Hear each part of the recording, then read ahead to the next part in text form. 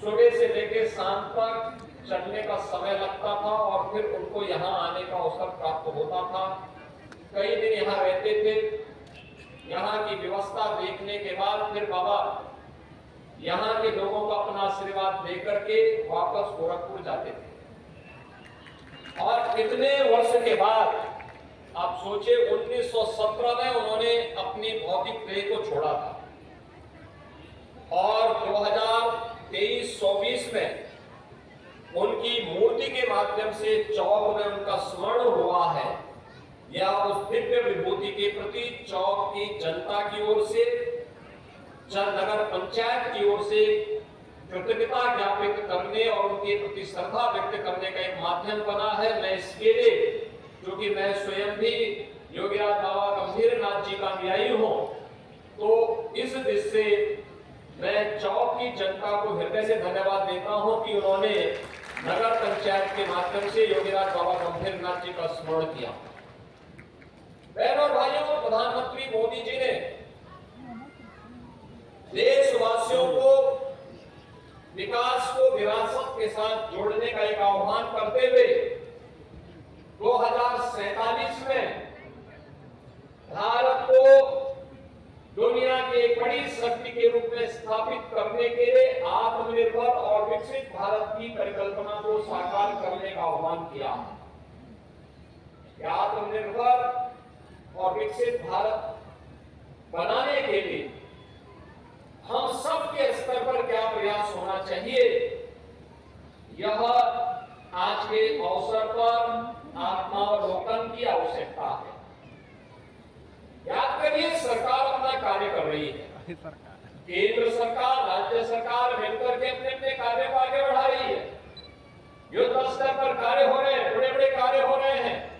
कहीं हाईवे, कहीं रेलवे, कहीं एयरपोर्ट, कहीं मेडिकल कॉलेज, कहीं पॉलिटेक्निक, कहीं इंजीनियरिंग कॉलेज, कहीं डिग्री कॉलेज, कहीं ITI, कहीं पर बेसिक शिक्षा के स्कूल, कहीं अटल आवासीय विद्यालय, कहीं मुख्यमंत्री कम्युनिटी स्कूल, कहीं कस्तूरबा गांधी विद्यालय, कहीं PM श्री विद्यालय, कहीं आंगनबाड़ी केंद्र, कहीं पर उद्योग लगा करके लोगों के लिए विकास और रोजगार के अवसर खोलने के कार्यक्रम, ये अनेक कार्यक्रम चल रहे हैं। लेकिन इसमें केवल सरकार की ही जिम्मेदारी है। हमारे स्थानीय निकाय की समितियों का, ग्राम पंचायतों की और आम नागरिकों की क्या भूमिका इसमें हो सकती है, यह आज हम सब के लिए एक विचारणीय प्रश्न होना चाहिए। जब यहाँ पे 940 करोड़ रुपए की परियोजनाओं के लिए हम लोग आज यहाँ पर आए हैं, यहाँ पे स्टेडियम, मल्टीपर्पज हॉल, इसमें एक football ground, kabaddi court, Pavilion, cricket pitch, practice pitch, CC road, pathway, parking के सभी की व्यवस्था तो है ही। साथ साथ यहाँ पर अन्य जो तमाम कार्यक्रम चल रहे हैं।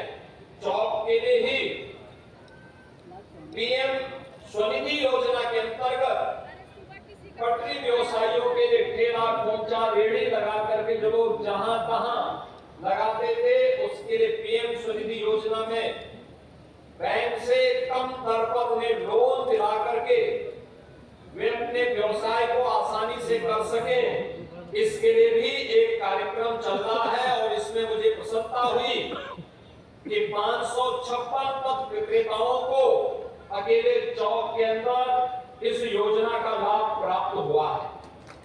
आप सोचिए, 2020 में 20 दिसंबर 2020 में आपका चौक नगर पंचायत बना और मात्र 4 साल में 3704 लोगों को एक आवास इस नगर पंचायत में प्राप्त हो गया। यानी 3704 लोगों को कोई कल्पना ही नहीं कर सकता। और यहाँ पे 4 वाला बतिया होता रहेगा। चौक समेत आसपास के जो भी गांव नगर पंचायत में आए हैं, इनमें भी विकास के कार्य तेजी के साथ आगे बढ़ाने का कार्य हो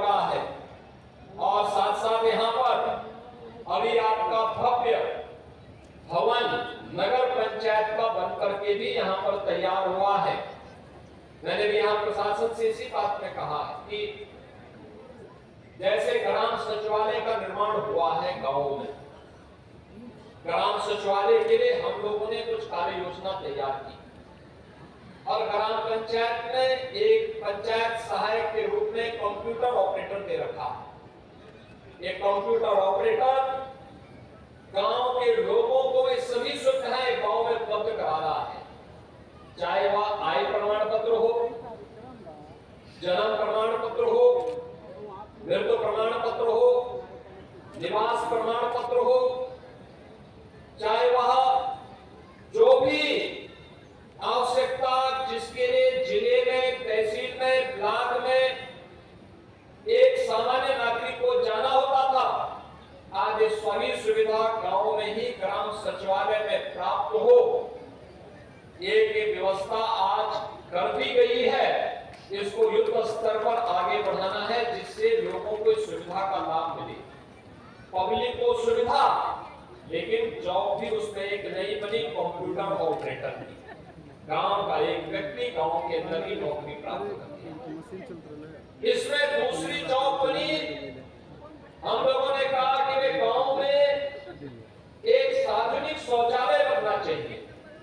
घर घर में शौचालय बनाए गए हैं, लेकिन कहीं ज्यादा मेहमान आ गए, कोई शादी विवाह का कार्यक्रम हो, गांव की स्वच्छता पे कोई दाग न लगने पाए, इसके लिए आवश्यक है कि गांव में सार्वजनिक शौचालय हो और उस सार्वजनिक शौचालय को या तो ग्राम पंचायत या यूजर चार्ज के माध्यम से उसको संचालित करें और उस सार्वजनिक शौचालय में रहने वाली एक महिला को भी उसको जिम्मेदारी दी जाए, तो एक नया जॉब इसके माध्यम से भी वहां प्राप्त हुआ। तीसरा, पीसी सखी, बैंकिंग कॉरेस्पॉन्डेंट सखी, गांव के लोगों को बैंक का लेन देन करने के लिए बैंक जाना न पड़े, बल्कि बीसी सखी ही इस जिम्मेदारी का निर्वहन करेगी। इसके लिए गांव की ही कोई बेटी या बहू जिसका प्रशिक्षण हम लोगों ने करवाया है बैंकों के साथ मिलकर के, वह गांव में बैठ करके, गांव में घूम घूम करके इस कार्य को कर रही है। किसी को वृद्धावस्था पेंशन लेना है, वही बीसी सखी इस कार्य को करती है। किसी को पैसा जमा करना है, वह भी काम वही कर रही है। किसी को कोई अन्य पैसा निकालना है या पैसा जमा करना है, सारा कार्य वह बीसी सखी कर रही है। और ऐसे 42,000 बीसी सखी आज के दिन पर उत्तर प्रदेश के अंदर कार्य कर रही है। हर ग्राम पंचायत में एक बीसी सखी हो, यह भी एक तीसरी जॉब गांव के अंदर गांव के लोगों को उपलब्ध करवाई गई।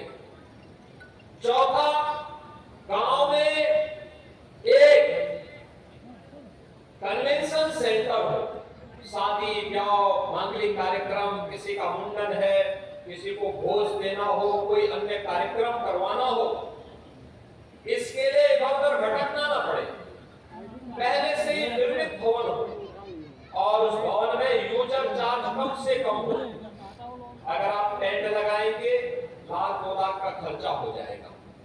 आसानी क्या है, वहां पे पहले से भवन बने, आसानी से कम पैसे में लोगों को सुविधा मिल सके, तो पब्लिक को सुविधा मिल गई, साथ साथ वहां पर एक व्यवस्था बनाई गई कि एक व्यक्ति उसकी रख रखाव के लिए जिम्मेदारी निभाएगा, उसको निश्चित मानदेय मिले।